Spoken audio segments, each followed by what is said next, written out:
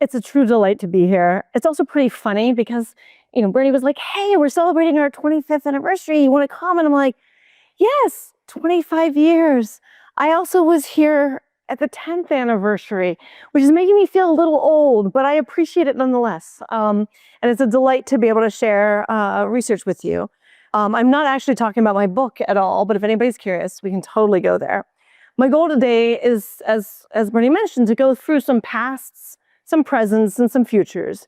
So I'm going to mix a bunch of different things in order to sort of take you on a little tour with me. And in that tour, one of the things you're going to get is some new data, which is really fun. So bear with me in the imperfections of sharing that new data. All right. So the internet that I first encountered, personally me, was a very social internet. My brother had connected his computer to the phone line to download information because he was enjoying programming. And I had no idea what he was doing, but he was using up the phone line. And I had feelings about this.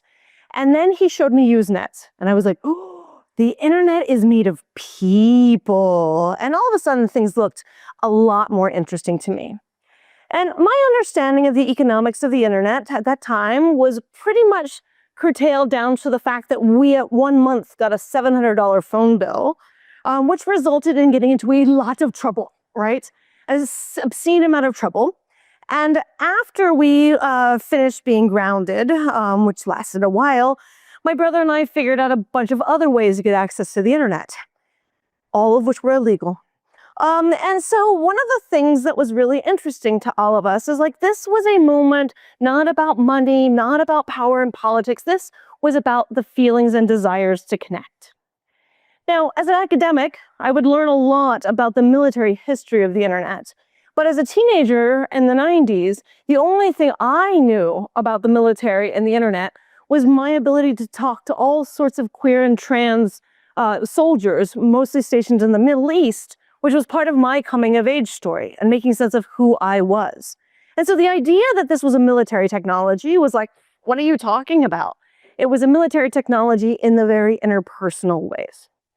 Now, by the time I started working in the tech industry in the late 90s, the dot-com boom was fully underway, and there was no way to avoid the financial logics that oozed through the valley. And then the bubble burst. And when the bubble burst, people claimed that there was no money to be made on the internet. Pretty funny to think about now.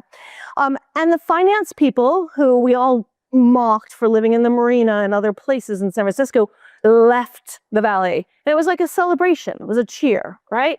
Because all of us imagined we could go back to product and the idea of connecting people. And wouldn't that be great? And of course, little did we know what all was coming.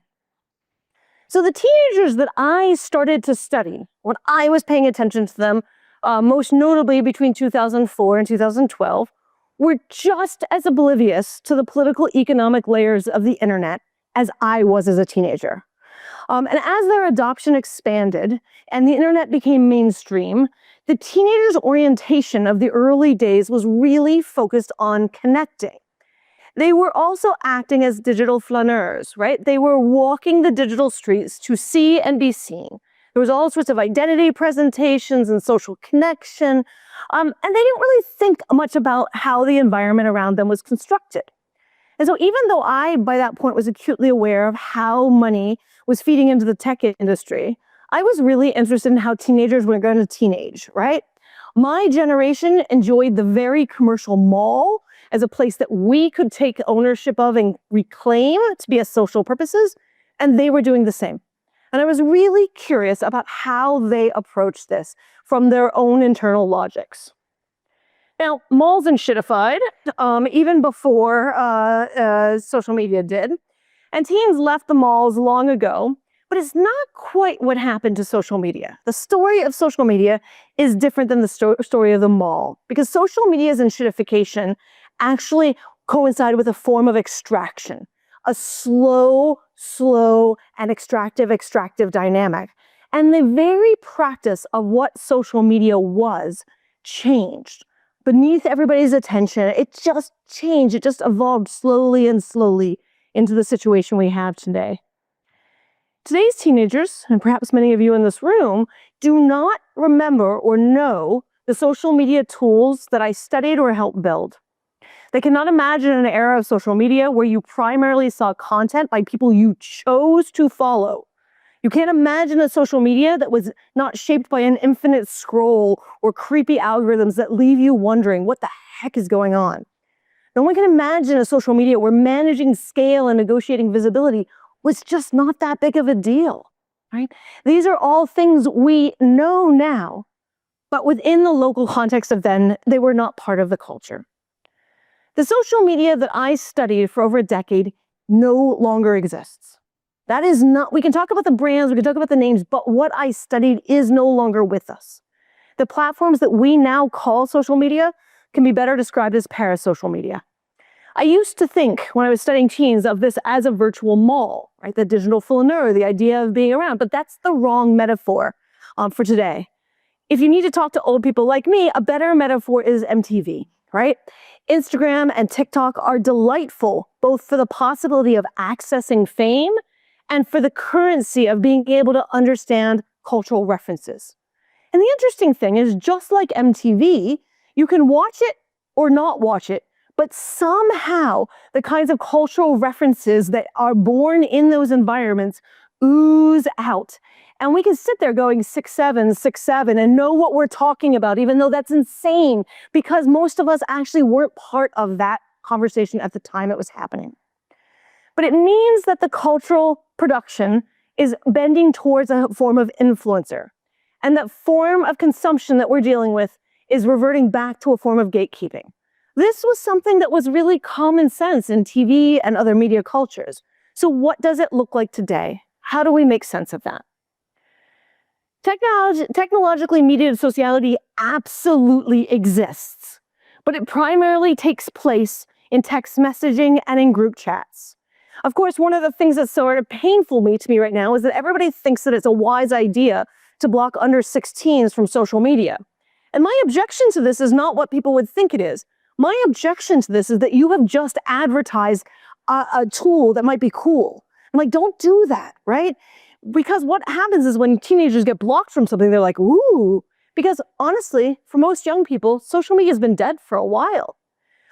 What's funny is to watch how they're getting creative to all these blocks and different ways of being.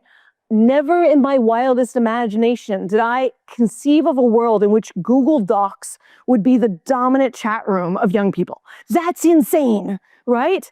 But it turns out that passing notes never ended. It just took on different forms. And if you have a lot of teenagers together in one space, aka school, it turns out they're going to find ways to talk. And Google Docs is pretty entertaining. Now, there are still places in the interstices of the internet where people also still gather around shared interests. And if we're looking at raw numbers, right, the number of people that are spending time in esoteric forums or deep into weird Reddit subchannels, right, subreddits, far exceeds the total number of people on the internet when I was growing up, right? The raw numbers are insane. But of course, these are not the logics of the mainstream. And so we have to think through what we're studying and what we're talking about in terms of scale. But part of it is also the shift of the stories we tell ourselves around what the internet is. There was a time the internet was imagined as this idyllic home of the mind with a global social space. John Perry Barlow drumbeat this narrative into the World Economic Forum, right? As a way of imagining an act of resistance. They imagined and he mocked the idea of the governments of the industrial world in their home turf. And the internet he imagined the Silicon Valley was creating, to be independent of the tyrannies of governments is now just ridiculous to think about. Because as we've increasingly seen, powerful actors have found plenty of methods of enforcement that we have true reason to fear, right? So all of what he hoped and dreamed and tried to drumbeat into being is ridiculous to look at right now, but it was something that we imagined with hope of that point. Now, I am not nostalgic for what was. The internet I knew growing up was actually filled with countless problems. My teen years were very much shaped by various forms of digital harassment and abuse. And I, of course, watched teenagers struggle with the good, bad, and ugly of all sorts of online interactions. So I'm not nostalgic for this past, but I am nostalgic for an alternate future, for what could have been and what would have been different had we just had different changes. Not because we know what would have been, but because there are many paths in front of us. All right, the present. The internet of today is a hell zone, right? It didn't have to be. As scholars, we can do the forensics, and many of us are, to understand how a series of actions and decisions, choices and policies, economic forces, and very powerful actors helped get us to this moment. And I think that work is really important. But let us also be careful, because as we tell these stories, we make a lot of causal leaps because of what we see in the present, and we assume a very obvious path and a past that will allow us to make these links. But today's internet is not simply the extension of greed or malevolence. Today's internet is not simply the extension of a military past. Are all of these things relevant and important? Absolutely. But we have to resist the desire to have simplified narratives of how the past has shaped the future. Because there's also many things about the past that are actually part of how we got here, but not part of the ways in which we demonize it in different ways. We'll come there. I often think about how, classic sort of aphorism, right? The road to hell is paved with good intentions. I think about this a lot because I made personally a whole slew of well-intended interventions into a bunch of different technologies for which I go, shit, right? Like that was not what we imagined. And while we can see those things now and we can sort of look at things like the infinite scroll and be like, what were we thinking? There were reasons we got there. And we have to recognize not just the malevolent pasts, but all of the people who were making reasonable, well thought through, well-intended decisions who helped produce this toxic dumpster fire that we're living with. Because we have to understand the past in its context, not because that is just an intellectual project, but if we want to make interventions around our technological world that actually shape the future, we have to recognize how our intentions in the present may produce unintended consequences of the future. And we need to be clear-eyed about what's unfolding and how we've got there, rather than doing these quick deterministic logics. We are living through another inflection point, right? And plenty of people realize this. But one of the ironies of our AI present is how much of it was created by exploiting the collectivist dreams, particularly the collectivist dreams of an open web, right? Consider, for example, the development of GitHub Copilot, an LLM that was trained on GitHub. GitHub was imagined as a product of open source streams, as ways of actually connecting people and giving gifts in the world of software development. And while big companies eventually exploited open source in a whole slew of different ways, those who drove the movement of open source weren't in it to help make Meta compete with Google, right? They were true believers that open source would be a tool of empowerment, that they would help us collectively produce an infrastructure that was more than the sum of its parts. So how do we reconcile those two stories? And one of the places we can see it is actually thinking about different aspects of Stack Overflow. Like GitHub Copilot, Claude Code was trained on Stack Overflow. Most of the LLMs at this point were. And Stack Overflow was in many ways the best of what we imagined to be open web. You could go there, you could ask questions, people would respond and give you really great software, answers. You watched elders within the software engineering world try to raise up the next generation. You watched the supportive network of people who were giving and gifting and learning from one another, even when they were themselves working for all sorts of corporations. And so it's really interesting to think about what those conversations look like and what the purposes of them were, because it was the anathema of late-stage capitalism. And it worked for a while. But one of the things that's interesting is what starts to tear it apart, right? Economics start to tear it apart. It was not just AI. AI was the death knell, right? But one of the things that's so frustrating is that this was a gift economy, one that actually existed in a powerful way for so many people. But no one who was gifting their own advice and their code to the community was imagining that all of their work would be hovered up by an AI to replace them. Right? So how do we reckon with both of those?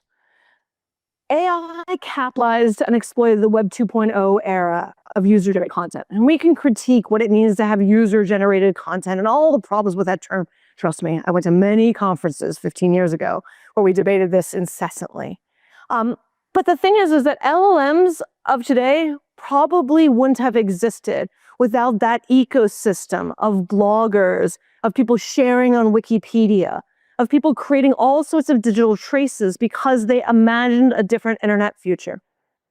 And so we must recognize the different motives that people have for participating in these ecosystems and the different truths that they have about what they are doing, what they were doing, what they're trying to do, etc. Because we have to hold on to all of the ways in which these systems have come into being. So as we think about the history of the internet, we must grapple with its many layers of entanglements. We are dealing with infrastructures, and those infrastructures that have been built over more than 25 years are far more precarious than most of us tend to recognize. I keep reflecting on a dual set of images that have a lot in common. In this one, which is usually called Dependency, was an XKCD comic by Randall Munroe, published in August of 2020. And he brought to light the idea that all modern infrastructure, right, I don't know, pointer, is like, built on these things that we don't pay attention to. By the way, the internet has spent a lot of time to try to figure out what that dude in Nebraska was doing because nobody can quite pin it down. If you want to have a field day, Explain XKCD is great. But for those who don't know, XKCD is a comic. This is a pretty standard style for them. And then you mouse over and you get another message. And in this case, the message was someday image magic will finally break for good. And we'll have a long period of scrambling as we try to reassemble civilization from the rubble. I'm curious, how many of you know what image magic is? More than I expected, right? Because this is this really dumb little piece of technology that is so wonderful that just allows you to make certain that you can actually save files across different image files, different ways of transferring from like a GIF to a PNG or to a TIFF, etc. And it's one of those things that also allows us to resize an image on the web without thinking about it. It's like one small little piece. While it was actually created in 1990, so it's not our Nebraska story, it's still a very important piece to the story. All right, let's fast forward, because an anonymous person on Reddit then went and made this. Right, and modern infrastructure is still there. You can still see it, but there are new dependencies that are created everywhere here. More precarity was built on top of precarious infrastructure. So let's zoom in for a moment, because at the end of the day, in this image, everything rests on the shark eating the undersea cable. Right? You're like, oh, forgot about that piece. Different forms of you might put in other materials. You might think about cobalt. You might think about copper. You might have a field day. But like sharks, man, sharks. And I'm the Jaws era, so we're like sharks. But companies, of course, are also running around adding chaos to this. And I love the depiction of AI, right? It's the crank that's just going to see how far can we go? How far can we go? What's going to happen? And you're like, ah. And of course, you're here. Right? You're at the tip top of that, and seriously, egads. Because the reason I like this metaphoric image is not because of its precision, but because it's capturing some sort of sentiment. And it forces us to really remember that the systems we take for granted are entangled with and dependent on so many different pieces. Some that we pay attention to, some that we know about, others we've never heard of or never thought about. And we need to think about all of these pieces and how they interact if we want to build an ideal or a dream of a new internet future. But these also force us to think about what problems could occur, right? Where are accidents? And I'm particularly fond of, he gives us a theory of normal accidents. He was trying to figure out how to explain what happened at 3 Mile Island. So 3 Mile Island, for those who don't know, is a nuclear power plant in Pennsylvania, very close to my home. So I grew up with this narrative that had a near nuclear meltdown. And part of what happens is that alarms start going off, buzzers and beeps, and everybody tries to respond, thinking they're responding to the right buzzers and beeps, and everything sort of spirals out of control, and a very messy thing unfolds. HCI, people love to have a field day talking about why the buzzes and beeps were not actually a great set of buzzes and beeps, and we need to design the buzzes and beeps better. But I like Perot's interpretation better, because I think he actually captures something at a structural level that we don't necessarily always attend to when we tell ourselves the HCI story. He argues that really complex sociotechnical systems and organizations that support them are often a combination of of complexity and tight coupling, where one thing is dependent on another thing is dependent on another thing. And what's so nice about his theory of what's not so nice is that he points out that the more tightly coupled things are and the more complex, the more likely that an accident will occur. And he's not making a deterministic claim. He's just making a probabilistic one, right? All paths lead to hell when you actually constrain a system so tightly. But one of the things that's so powerful about how he lays this out is he gives it as a warning and an opportunity. He flags that you can actually make systems more resilient by attending to these matters, by thinking about redundancy, thinking about those entanglements and being thoughtful about how the handoffs go. You can actually make choices around transparency. You can make choices to reduce complexity. You have agency. This is not a dependency, like a determinist story. It is one of full agency. But of course, agency requires attending to that complexity. Now, both STS scholars and legal scholars, I give you two of them here, are really interested in the notion of friction.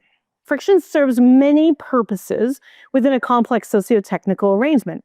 Friction slows down a system in order to allow you to see risk so you can take actions to reduce it. It can also be inserted as an act of resistance. And it can simply be in presence as a very fact of interacting forces. Attending to friction is valuable because frictions have value. They serve purposes. They are worth looking at. And it's important to learn to see them, not because you want to erase them, but because they are so critical for thinking about how systems move and shape and the futures we tell. After all, while the future is not deterministic, frictions and easing functions help configure possibilities and make certain futures more and less likely. So the thing is that our contemporary approach to AI is all about eliminating frictions. This is the dream of efficiency, right?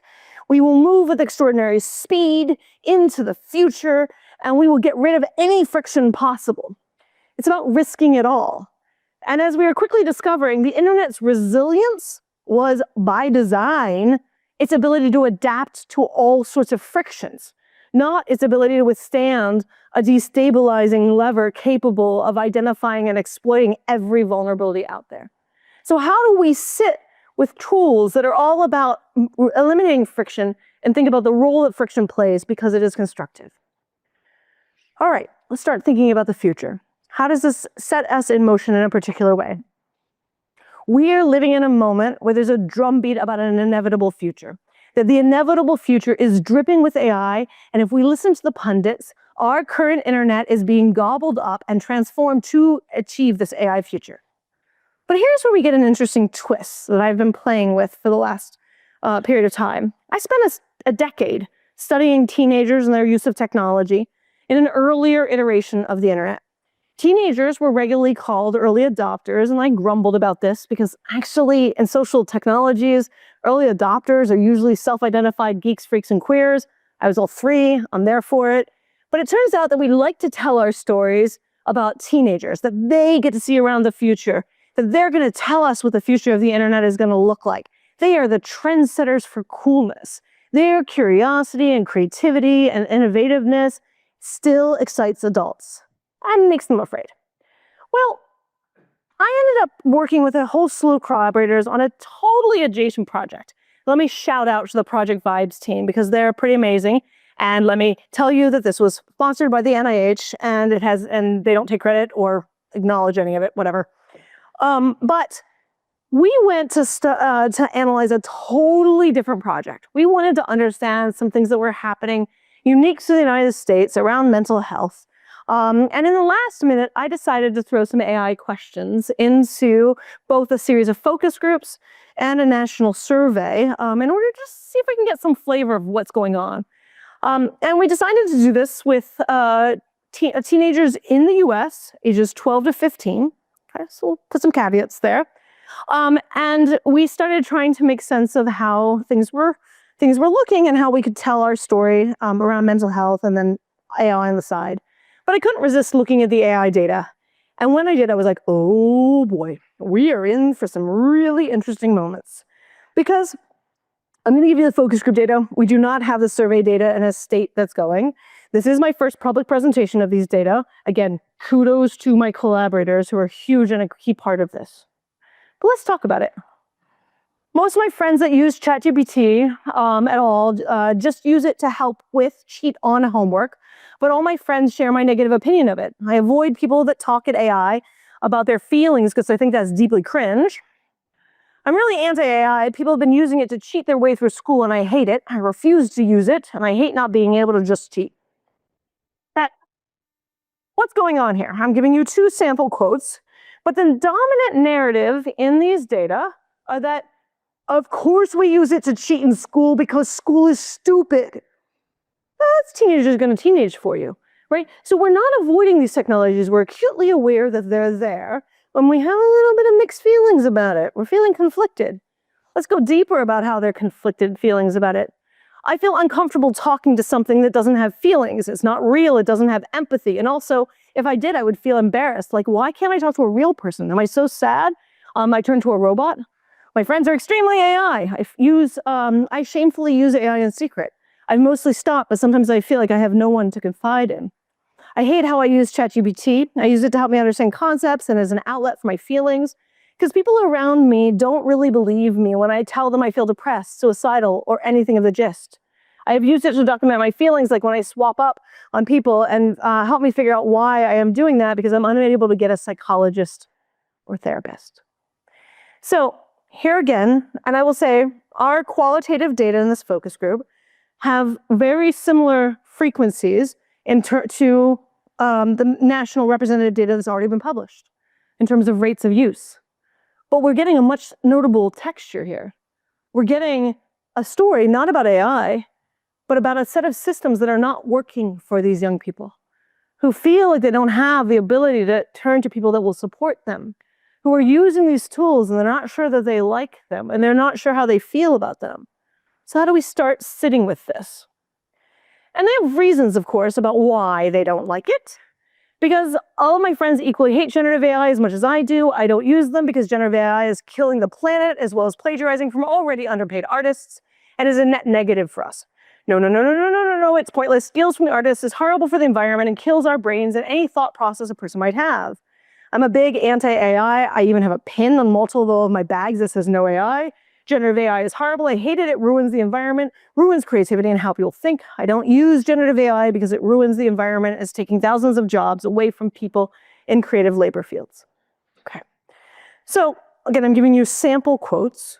The thing that's notable is that none of the people in our focus groups were really keen on generative AI. They went from shrug to I really hate this.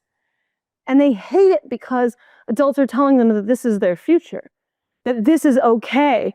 And they have a sense of justice. They have a sense that this isn't quite right. And they're not up for it. And they don't like what's going on here. Now, the funny thing about this study is that we also included a question about how much your parents are talking to you about your technology use. Right? Because everybody on the planet is like, kids, parents need to talk to their kids about social media. Like that's been a drumbeat for a while. What I was not braced for was how they would respond to this around AI. I disagree with my parents about ChatGPT. I think it is a moral evil. My parents see no problem with it. My parents loved ChatGPT and it's kind of scary. They've told me I should adapt to using new tech, but I'm actually the one who is super against it. This makes it hard for us to discuss it. My dad is obsessed with ChatGPT, like he loves the thing and encourages everyone to use it. Like it's to the point that I'll be talking about a lit project and he'll say, just put it into a chat. I've talked to my parents about AI more than they had to me because I understand the negative effects it has on our environment and society. And I explained to them how bad it is and that it's destroying the environment and literacy in the new generations. This is notable, right? They think that their parents have been AI pilled. They think that it's their parents that are a problem in all of this. So let's recap, right? I use Gen AI because they think school's pointless. They use Gen AI because they feel like they have no other options. They think Gen AI is destroying the environment, jobs, artistry, and their future. And they are baffled with adults' obsession with Gen AI. Now, I want to point out how really notable this is. I have been looking for a long time to find another technology that teenagers use and hate more than their parents.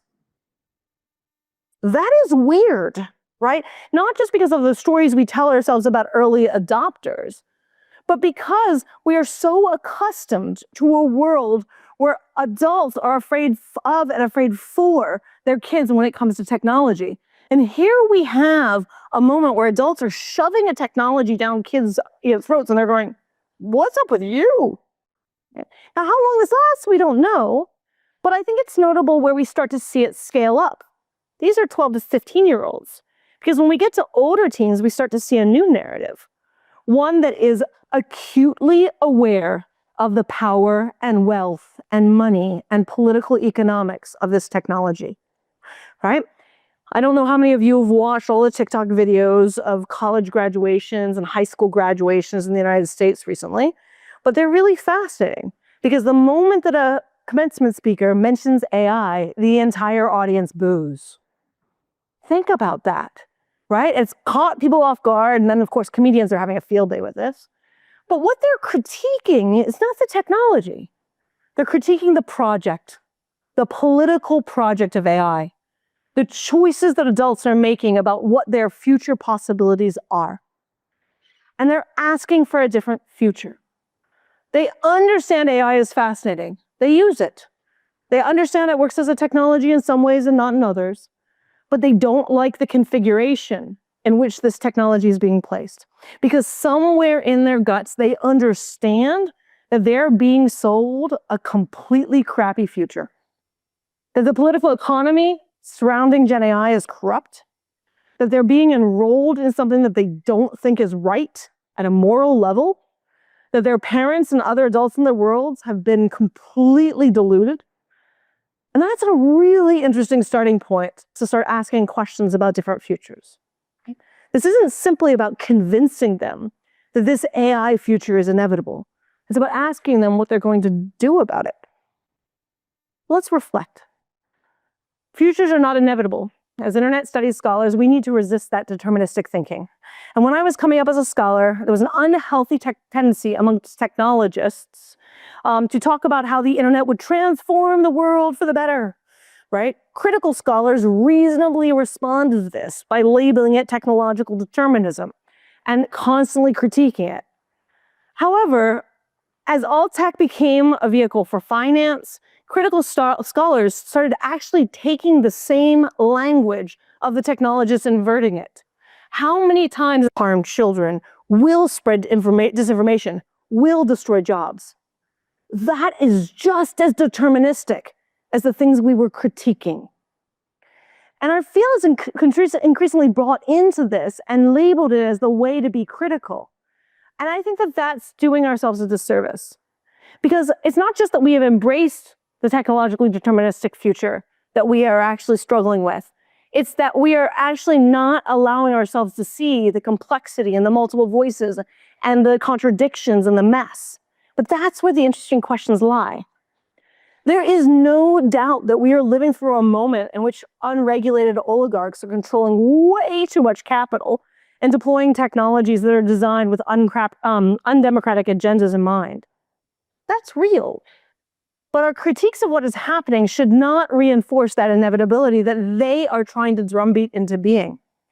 As Paul Leonardi and Michelle Jackson have noted, the practice of creating discursive closure, the ability to tell ourselves that this is the future, is very much a tool that powerful actors know how to leverage in order to enroll people towards a future. And so what does it mean when our critiques, our deterministic critiques, enroll us into an inevitable AI future? How do we learn to resist that?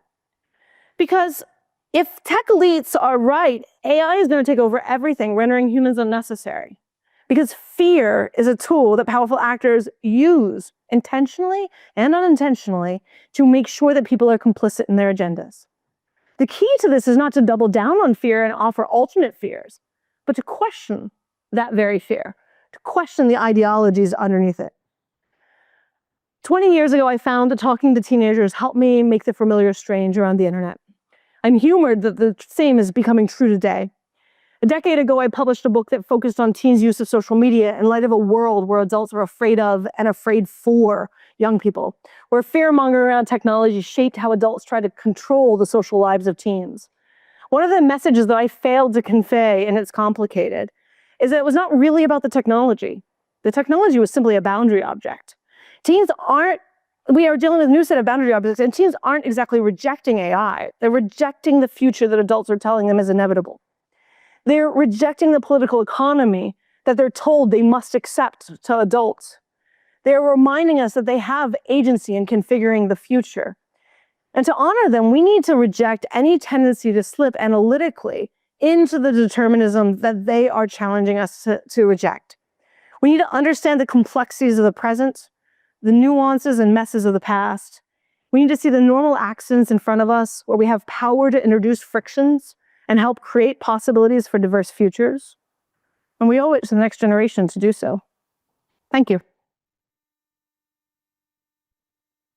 Hi, thank you very much for a very inspiring lecture. I'm wondering, what can we do about that apparently inevitable future? Will internet regulation help?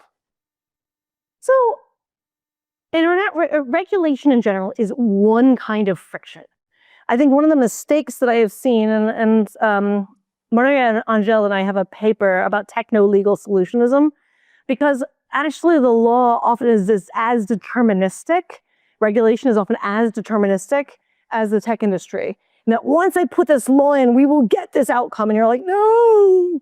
So the thing is that I think regulation is extremely valuable. I think it introduces friction. I think it introduces new possibilities, but I don't think it guarantees us a future. And so I think that part of what we have to do when we think about regulation and the role of regulation is, how does it push us and nudge us into different directions? How can we evaluate the efficacy of it? The other thing that I think is really important when we think about regulation is to think about, what's the right layer of the stack that we are regulating.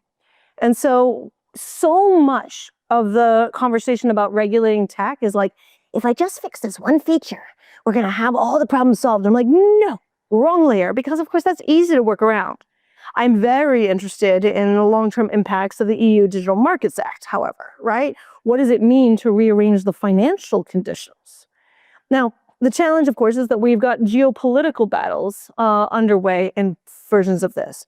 So a lot of what we're thinking about and dealing with it, we have to deal with at a global level when our regulations are very much at a national level or a local level. But there are places where nations get to have a lot more power, and the question is how to empower them to have a lot more power. The most obvious of which is when we're talking about actual physical resources that can only be found in certain places. And so this is another area we can think about what it means to navigate the finance, and we can think about what it means to navigate the material objects that are happening there.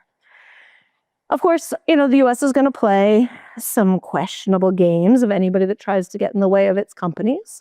We've been there before. The US has a long history of staging coups when people get in the way of its business interests.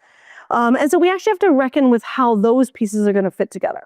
So I say all of that because I don't want people to sit there and be like, magic fairy wand, let's do regulation. It's much more like, how do we see it as a set of moving pieces where it's one piece of that puzzle? The other forms of this look a lot more local as well, right? What does it mean to rise up and challenge what is allowed or not allowed in different environments, right? I am fascinated right now, and I'm curious what we're going to see next academic year, by the booing from college students. Because what does it look like when a bunch of college students hold their university accountable for the environmental damage that's being done. That'll get curious. That'll get interesting. Who's mobilizing that kind of activity, that kind of, galvanizing? And we're not quite there yet, but I suspect we will get there. And I think that the environment is a key part of that story, which also means as researchers, finding different ways of doing environmental accounting is going to be a critical part of what we can contribute to that movement as people start to reckon with that in different ways. So I want to also point out that the dynamics of resistance don't have to be just at the macro level. There's a lot of micro agency that starts to happen in different ways. And we start to get a new kind of political formation. And so the other question for me of these 12 to 15-year-olds is like, are they going to shift into a world where they're like, oh, now we love it? Are they going to keep hating on it? The best way to guarantee that they'll keep hating on it is adults keeping telling them that it's the best thing ever, right? Like teenage. But it's sort of an interesting thing about those elements and who mobilizes those energies and what does it look like. So just think about it up and down. There's not one path forward. There's things that each and one of us can do in different ways. So there's a question online here, kind of related to the environmental stuff you were mentioning here. And this is from Jennifer. So, what are some of the ways you've seen teens resisting AI? And then she, continues, I know there's a lot of youth climate change litigation and policy advocacy. Have you seen something similar for AI, or do you anticipate that there will be? So let's be clear that that the environmental litigation from young people, it took a decade, right? Plus. Right? We started to see different movements, different places. So are we seeing something now that is at that macro scale? No, not yet. Is it quite possible they will? Quite possibly, especially once, we burst this psychotic bubble. And the costs and consequences of that become so huge for them in a material way. I think that the things that I'm seeing in terms of their resistance are them outright just refusing to use it, right? Like there's just a basic refusal in a way that I think is really interesting to interrogate, especially as they're under pressure to use it. And so I'm curious what that is going to look like. Again, also as we start actually paying the costs of our Gen AI use, because none of us are paying the costs right now. And, young people are not going to be signing up to spend, whatever, $10 a token. That ain't happening. Right. So what does it actually start to look like when the economics come crashing into it? I think we'll see even more refusal. And refusal is a political move. Right? Refusal is a way of challenging. And it can coordinate in interesting ways. We are watching coordination of refusal around social media. That's for sure from young people. We are watching young people rise up in the US and challenge the presence of Chromebooks in their schools. So we are starting to watch these different kinds of formations. They're not going to necessarily happen at speed, but if we know anything about the history of activism, things are slow until they're fast, right? And so how do we pay attention to and think about what those slownesses are and those elements as they sort of move forward? But I suspect there will be some really interesting, messy things. My hope is that it won't be too violent. And I was, in the Bay Area when a change in the YouTube algorithm upset an influencer enough that he showed up with a gun. How do we deal with that, right? So this is, what are our different kinds of, and what are the backlashes to that? That's always part of the, political project challenge. Yeah, it's already happened at Sam Altman's doorstep as well in its own way. Yeah, one of the things I spent a lot of time working with the FBI on my census project, and which is the US's UK Home Office type thing. And I'm always fascinated by all of the things that we don't know, right? And I didn't think I needed to know all of the things that they stop. But as we make them dysfunctional, we'll start to learn all the things that they fail to stop. Indeed. Another question from the audience. We have one in the back there. Helen.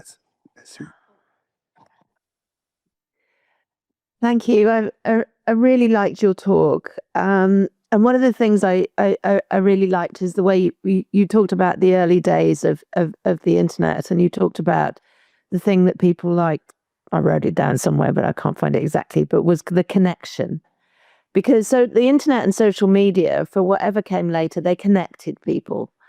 And they kind of drove all kinds of things beginning with C, like collaboration and crowdsourcing and collective action. And I've been thinking a lot recently about the relationship between AI and democracy, and trying to think about it, how it could be a positive thing. But one of the big challenges is that AI disconnects people, or at least large language models disconnect people. They kind of atomize them. They put them in isolated, kind of individualized environments. And they disconnect information. I mean, in the very early days of the Oxford Internet Institute, we had Ted Nelson here. And, I'm sure you're familiar with his vision of Xanadu. For anybody who doesn't know, it was a vision of the internet where every piece of information was connected to every other piece of information. He was very upset that Tim Berners-Lee version had taken off and not his, and it meant we couldn't invite Tim Berners-Lee to speak here the entire 5 years that Ted was here. But I mean, when you look back at that, and I've watched some of the old videos recently, it really is that idea of connection was so important to that vision. And I wondered if you had any thoughts about that, because as a political scientist, it kind of worries me, the idea of disconnection, of all the different ways, and there are quite a few that AI might disconnect us. And do you see any sort of hope in the future about connection could take place, or would there be some reinvention of social media or something like that? Where would we get the connection back? Interesting to think through is that there were different kinds of connection that happened in different eras with different structures, right? So much of the early days were strangers connecting over shared interests or shared possibilities. They still do, even more than they did back then in terms of raw numbers. It's just that practice never went mainstream.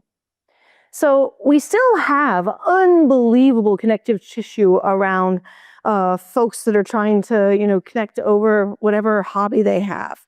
It's just that we don't recognize it or pay attention to it because we think it's happening on social media, and it's not happening on social media, right? It's happening in Discord channels. It's happening in Reddit. It's happening, in all sorts of Signal groups that are popping up, or WhatsApp groups, or whatever, Telegram groups, depending on what geography you're in. There is a lot going on that is still so we saw in the 90s. It's just never went mainstream. Next kind of connection that we saw, which is really what I tracked, was a connection that was actually about extending existing relationships and managing and negotiating and playing with them in all sorts of different ways using social media. The teenagers I studied overwhelmingly talked with their friends from school and camp, right? They didn't talk to strangers. For all the fear-mongering we had about it, they were just talking to their friends. It's also one of the reasons why our bullying data was so wrong. Because the thing is that we tell our stories of these really extreme cases of bullying by a stranger. But our bullying that was happening online was overwhelmingly of already existing peer relationships, which ironically, we got a amazing natural experiment, right? Because nobody in their wildest imaginations would have said, dear teenagers, never go to school and spend all day on the internet, right? Except we spent a while doing that. It was called the pandemic. And you know what was interesting about the bullying data? Fell through the floor. Because the bullying online for most teenagers was the interpersonal conflict of the schools. And so in the United States, where we're allowed to homeschool, the number of kids who were like, can I never go back again? Like, this is great. I can learn if I don't actually have to deal with this toxicness of the schools. The connections of other populations also, I give you the teens. The challenge is more interesting when we start to look at the adult population. The adult population, for a variety of interesting reasons, has actually been purposely disconnecting from opportunities and thinking about different ways of what it means to think about friendship. And we can blame different forces about what it means to, to actually have shifted our politics such that women in a heterosexual environment get to go to work, because that actually played a pretty significant role in changing the dynamics of relationship management in a community. All the ways in which we have certain kinds of relationships at work, or what we maintain and what we don't maintain, those have all these different changes our relationship to religious institutions, huge changes. So there's a bunch of different forces at play that had nothing to do with technology for a lot of different adults. And many adults turned to the internet hoping that that would make it up for them. And some of them really it did, right? There's entire communities of what we used to call mommy bloggers, like forward into our influencer culture. There's entire worlds that have popped up and felt connected. But there's other places where it's not working for people. And so what's really interesting to me, and this is part of where, the mental health piece of the data that we're looking at is some of these network connections. But it's interesting to me to see where it's re-popping up. Now, I'm an American, I study the US. I am not going to try to speak to the UK, but one of the most fascinating dynamics in the US has actually been the Trump rallies. Why? Because it turns out that people drive from miles and miles away to not attend the actual rally, but just to sit in the parking lot and meet and connect and drink beers and have fun. And it's funny because how many people go in from the parking lot and they go into the rally. And Trump is notorious. He shows up 3 to 4 hours late. He's never really engaged. It's a whole thing. And the thing is that they spend that whole time getting to know each other because of community building that we're seeing, but we wouldn't label it as such. And it made me think actually about John Parley Barlow, because I did an interview with him years and years and years ago, where he talked about how the Grateful Dead allocated tickets. And so for those who don't know, there was like a world before Ticketmaster or whatever you guys used to buy your tickets, where you actually just contacted a person who would send you the ticket, right? That's kind of weird. And with the Grateful Dead, that was how you got your tickets. You wrote to this one lady. But she kept a database, otherwise known as a lot of index cards, over every show you've ever been to. And she sat you at the next show based on where you were seated in the previous show. So you went to the Miami show and you were like in whatever section, and then you write in and you want to go to the Nashville show. She puts you by those same people that were at the Miami show with you. By the second or third one, you're like, dude, you're here. This is like best friends ever, right? Classic Milgram. And the result was a really crazy phenomenon. So for those who don't know Deadheads, it's like where older people got really obsessed and went city to city to city to city, listening to really terrible music, but because of the community building. So I say that because I think there's a lot we can do about community building. I think we need to acknowledge it, but when we center tech in the equation, we make too many deterministic claims about what it is and isn't doing. Most of the AI use that I'm watching in terms of it, it's not community or not community. Some of it is culture, right? I will produce this ridiculous song using a Gen AI model, and then I will share it with my friend, right? That is actually connective tissue because you sit there and laugh at the ridiculous song. That's our history of how we use media. We are also seeing people being look things up, right? And share it with each other. They're looking around together. I mean, the number of ridiculous Gen AI apps where you watch people standing around and being like, oh my God, get it to do that. Make it look this way. Whoa. Especially image generation, right? They have fun with it. The thing is that what the connection is the people standing around the phone, not inside the AI model. And so I'm not convinced that AI connects or disconnects. My feeling is that AI is a tool that's playing many different roles, and depending on how you define it, it's all the things anyhow. There's many different roles, and the question is, what is getting in the way of people finding connection? So when I point out these teenagers saying we can't get access to therapists, that's notable because we drumbeat that long enough and therapy will become something you don't even seek. So how do we also deal with the fact that people are turning to it as an outlet? And so much of my teen work was young people who were desperate to socialize in person and weren't allowed. And they used it as an outlet. So how do we deal with the fact that we're probably going through another rev of this? And maybe the answer is not about the technology, but maybe the answer is we have to grapple with why we've constrained people so much. And how do we open that back up? How do we address the fears that we have drumbeat that kids think that their neighbors are potential pedophiles, right? Because that's deadly for social fabrics. So I think for the last question online, and then we'll have one more from the room, I want to It's from Bill Thompson, who's part of our advisory board, works at the works at the Beeb. Couldn't make it here, but he wanted you to elaborate a little more on parasocial, and I really hear parasocial lurking in the background of that last comment. So if we could get a short comment on that. Yeah. So I published a snarky essay on social media and society for an anniversary edition of there. And what I was really interested in is a long-term concept that comes from media studies of parasociality, right? Which is the idea that I can follow you and track everything you're doing, but you don't know I exist, right? Or vice versa, right? So like, think about it in terms of old media, right? Like kids who knew everything about the Beatles, right? And they were the biggest fans ever. And they loved them and they could tell you details of their birth dates and who they're dating and blah, blah, blah. We've seen that in media with celebrity studies for a very long time. And the thing is that the internet, the social media that I studied was not originally parasocial. Yes, there was Tila Tequila, right? There were people that were off there doing weird shit.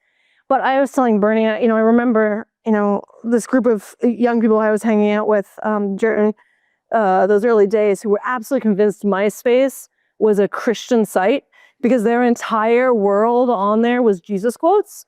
And I was like, wow, right? Like they'd never encountered Tila Tequila, right? Who, for those who don't know, she's unique. You can search her. And so the thing is, I say about this because now, if you talk to young people about who they follow, it's all like following the big celebrities. It's just influencers, right? There's different versions of it. They're living in these different fragmented worlds where they're following these influencers. The influencers don't know they exist. Why does that matter? When it comes to social support, friends are the ones that are there for you. Parasociality, they're not going to show up for you, right? Or not in the ways that you might think. And the consequences can be genuinely deadly. So a project that I never published was that I looked after the It Gets Better campaign, which is when Dan Savage sort of encouraged all these celebrities to post videos about like being gay and mostly gay and how it gets better if you just wait. And young people were like, oh, is this how I actually make connection? I will post a video of myself to YouTube about how I'm gay. They didn't get support from Dan Savage or all the other celebrities. They thought they were joining a network and a community. What they got was being tortured by their peers. And for the better part of a year, I tracked a bunch of young people who died by suicide who had made these videos. So this is where parasociality can be really costly. The nice thing about today is that they know they're following celebrities that are strangers. And actually, it's the adults that are less healthy about their parasociality. But parasocial media is of a very different kind than the things that allow us to meaningfully connect. And so that's one of the reasons my call is that if we're going to be tracking influencers, let's stop calling it media.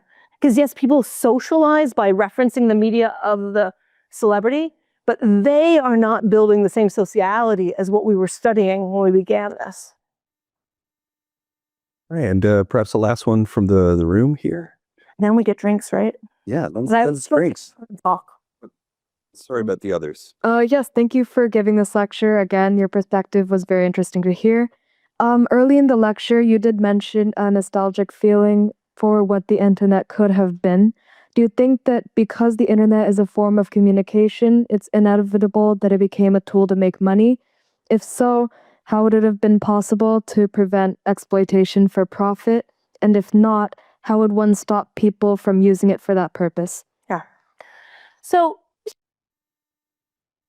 I really underestimated the consequences of the deregulation moves in the 1980s in the US. And they came in many different forms. There's deregulation of media. There's also deregulation of different ways of organizing companies. And so it was interesting to me because like the place where I started to put it all together was actually what happened to the news media industry, which was the warning sign that we didn't pay attention to.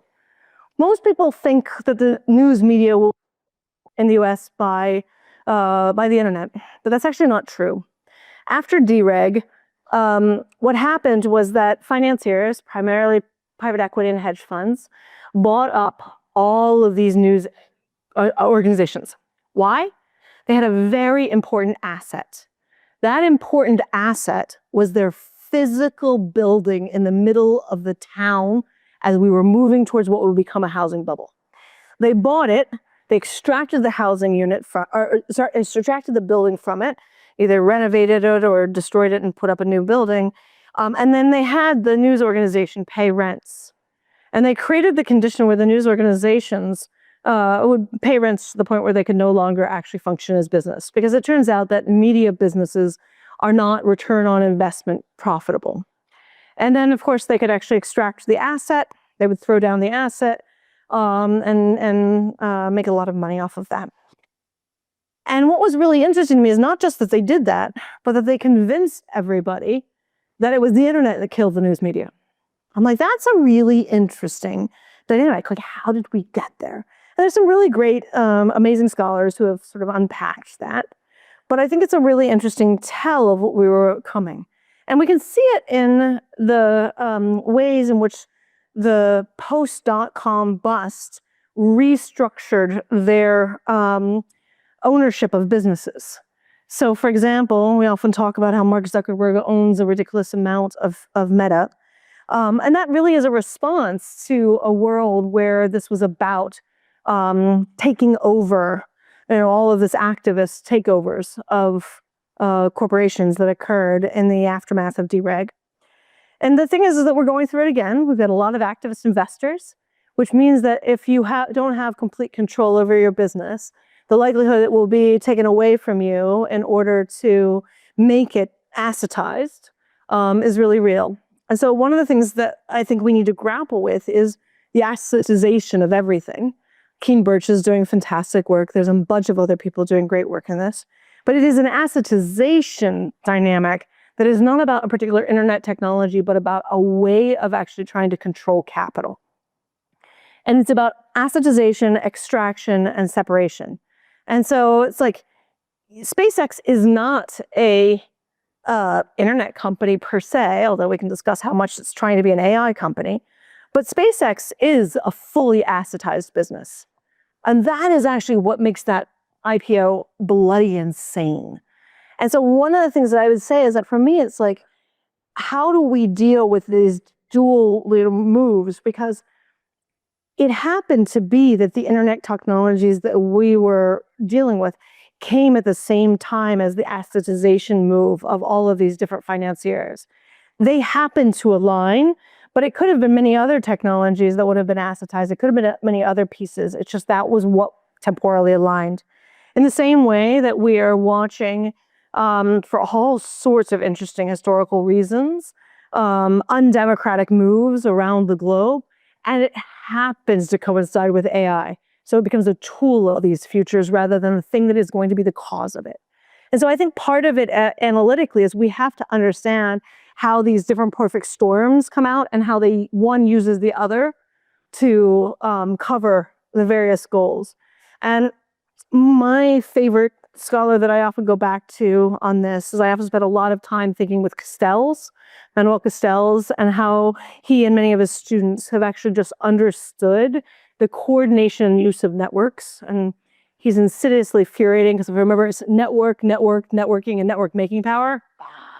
But the point is that the ability to make networks is how power can actually operate. And what we have seen is a big turn of a lot of people figuring out how to do this.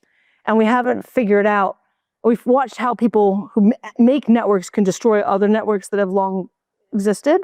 But we are not seeing a challenge to a lot of those network making projects at this moment. So I think of it that way. It's like, how do we think about the assetization and the financialization? How do we think about the network making and the capitalization? All of these things are coming together.